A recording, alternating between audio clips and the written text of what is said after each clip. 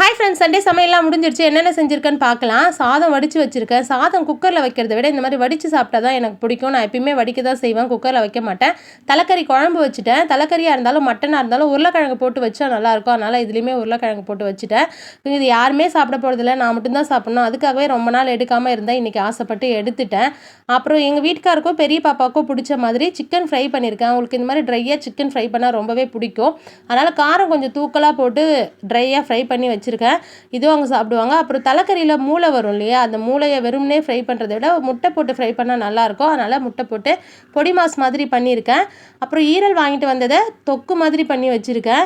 ட்ரையாக chicken fry பண்ணனால இதை தொக்கு மாதிரி பண்ணிட்டேன். இது சின்ன பாப்பா சாப்பிடுவாங்க, நான் சாப்பிடுவேன், மற்றவங்க சாப்பிட மாட்டாங்க. ஒவ்வொருத்தவங்களுக்கு பிடிச்ச மாதிரி ஒவ்வொன்று. இதெல்லாமே சாப்பிட்றதுக்கு ரசமும் ரெடியாக இருக்குது. உங்கள் வீட்டில் இன்றைக்கி சண்டே ஸ்பெஷல் என்னென்னு கமெண்ட் பண்ணுங்கள். வீடியோ பிடிச்சிருந்தா லைக் பண்ணுங்கள், நம்ம சேனலை சப்ஸ்கிரைப் பண்ணுங்கள். Thank you friends.